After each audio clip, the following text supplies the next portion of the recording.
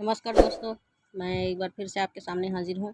नई वीडियो हिंदी का ही है, पार्ट 4 साहसी रूपा। 2-3 दिन लेट हो गया है इस बार वीडियो डालने में, इसके लिए माफ़ी चाहती हूँ। तो आइए ज़्यादा लंबा बातचीत ना करते हुए वीडियो आगे बढ़ाते हैं। पाठशाला में एक नई लड़की ने प्रवेश लिया। अध्यापक जी ने कक्षा से उसका परिचय कराया। पाठशाला अर्थात स्कूल में एक नई लड़की ने प्रवेश लिया और वहाँ की जो अध्यापिका थी उसने सभी से उसका परिचय कराया। यह रूपा है, यह इसी कक्षा में पढ़ेगी। फिर ये रूपा से बोली, रूपा तुम्हारी सहेलियाँ तुम्हें बता देगी कि वे कौन कौन से पाठ पढ़ चुकी हैं। उन्होंने फिर रूपा से बात किया और बताई कि ये सारे लोग तुम्हारी सहेलियाँ हैं और ये तुम्हें जानकारी दे देगी कि अभी तक कौन कौन से पाठ पढ़ा जा चुका है। कोई कठिनाई होने पर यह तुम्हारी सहायता करेगी। उसने कहा ये जो तुम्हारी सहेलियां हैं, यदि तुम्हें कुछ कठिनाई हो तो ये तुम्हारी मदद कर देगी। रूपा कम बोलती थी, वह चुप ही रहती थी। उसकी सहेलियां उससे बात करना चाहती थी परंतु वह चुपचाप ही रहती थी। रूपा कैसी लड़की थी?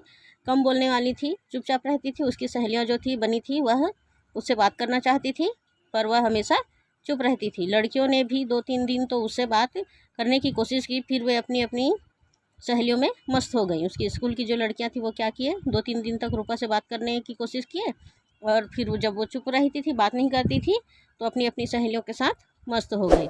रूपा किसी से बात करना पसंद नहीं करती थी। रूपा एक ऐसी लड़की थी, चुपचाप सी रहती थी, वह किसी से बातचीत करना पसंद नहीं करती थी। एक दिन पाठशाला में पिकनिक का कार्यक्रम बना। सबने सोचा रूपा नहीं जाएगी, परंतु पिकनिक के दिन रूपा ही सबसे पहले विद्यालय के फाटक के पास खड़ी थी। रूपा चूँकि चुपचाप रहती थी, किसी से बात नहीं करती थी, इसलिए पिकनिक जाने का प्लान बना तो सबको लगा कि रूपा नहीं जाएगी, किंतु ऐसा नहीं हुआ। पिकनिक जाने के दिन रूपा ही सबसे पहले स्कूल के फाटक के पास खड़ी थी। पिकनिक का स्थान छोटी सी झील का किनारा था। ऊंचे ऊंचे वृक्षों से घिरा यह स्थान पिकनिक के लिए बहुत उपयुक्त था। उन्होंने जहाँ पिकनिक जाने की सोची थी वह कैसा था? एक छोटी सी झील का किनारा था और बहुत ही बड़े बड़े ऊंचे ऊंचे वृक्षों से घिरा हुआ जगह था। पहाड़ी स्थल होने के कारण ऊंची नीची भूमि पर खिले रंग बिरंगे फूल और लताएं झील की शोभा को बढ़ा रही थी। क्योंकि वह क्या था, ऊंचे ऊंचे पेड़ थे और ऊपर नीचे भूमि थे, उस पर रंग बिरंगे फूल खिले थे और वह शोभा को अत्यधिक बढ़ा रही थी।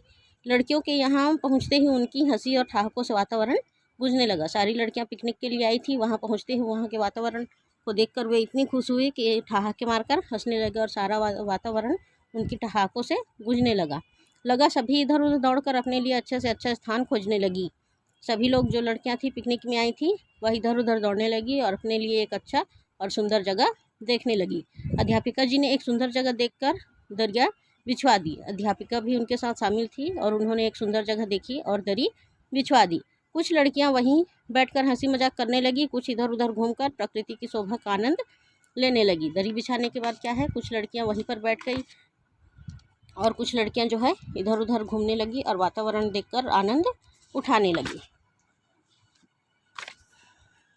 उसके बाद रूपा आज भी अकेली थी। वह अपनी सहेलियों से अलग घूम रही थी। रूपा वहाँ पर भी पिकनिक वाली जगह पे भी अकेली थी और सबसे अलग घूम रही थी। वह सुंदर सुंदर फूलों को देखती, उनकी ओर हाथ बढ़ाती, पर बढ़ा हुआ हाथ फूलों को सहलाकर पीछे आ जाता। वह क्या है, सुंदर सुंदर फूल को देखती थी, उसके तरफ हाथ बढ़ाती थी और फिर हाथ वापस खींच लेती थी। वह फूलों की क्यारियों से होती हुई लताओं के पास जाकर बैठ गई। वह फूलों की क्यारियों से गुजरती हुई लता के पास आकर बैठ जाती है। रूपा मन ही मन उस स्थान के सौंदर्य की प्रसन्नता कर रही थी। अचानक छपाक की आवाज़ हुई और एक चीख गूंज गई। रूपा क्या है, वहाँ के सौंदर्य देखकर मन ही मन उसकी प्रशंसा कर रही थी। तभी एक अचानक से आवाज़ छपाक की गूंजी और चीख सुनाई दी। रूपा उठकर तेजी से आवाज़ की ओर दौड़ी। झील के एक किनारे पर उसे एक सफ़ेद कपड़ा सा दिखाई दिया। वह आवाज़ सुनकर उधर दौड़ती है तो उसको क्या दिखाई देता है, झील के किनारे एक सफ़ेद कपड़ा दिखाई देता है। वह उधर ही दौड़ने लगी। पास पहुँचते ही उसे बचाओ बचाओ की आवाज़ सुनाई दी। जब रूपा उधर दौड़ी सफ़ेद कपड़ा देखकर तो बचाओ बचाओ की आवाज़ रूपा को सुनाई देने लगा। उसने देखा कि उसकी सहेली शांति झील में गिर गई है। जब वह आवाज़ सुनी और देखी तो उसकी एक सहेली थी शांति, जो झील में गिरी हुई थी। वास्तव में झील के उस स्थान पर पानी कम और कीचड़ अधिक था। वहाँ पर पानी कम था और कीचड़ अधिक था। एक तरफ से झील का वह भाग दलदल बना हुआ था। लोग उस तरफ बहुत कम आते थे। वह झील का भाग जो क्या था, दलदल में तब्दील हो चुका था, बदल चुका था, इसलिए लोग उस तरफ कम जाते थे। रूपा ने जोर से आवाज़ लगाई, बचाओ बचाओ। उसने शांति से कहा, तुम धैर्यपूर्वक खड़ी रहो। रूपा ने भी आवाज़ लगाना शुरू किया, बचाओ बचाओ, और अपनी सहेली को कहती है कि तुम धैर्यपूर्वक ही खड़े रहो, मैं किसी को बुलाकर लाती हूँ। तुम धैर्यपूर्वक साहस के साथ खड़े रहो और मैं किसी को बुलाकर लाती हूँ।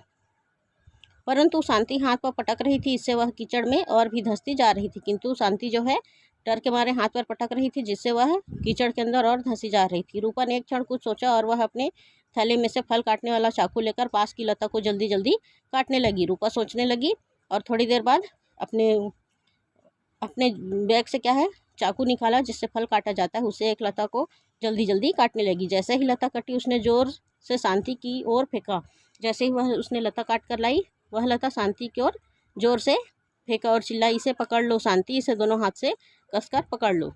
शांति की ओर लता फेंकती है और चिल्लाने लगती है कि इसे जोर से पकड़ लो शांति, इसे जोर से पकड़ लो। आज के लिए इतना ही, वीडियो ज़्यादा लंबा हो जाएगा, तो आज के लिए इतना ही। अगला जब वो लता फेंकती है तो क्या होता है, ये सब हम अगले भाग में देखेंगे। आज के लिए इतना ही, धन्यवाद।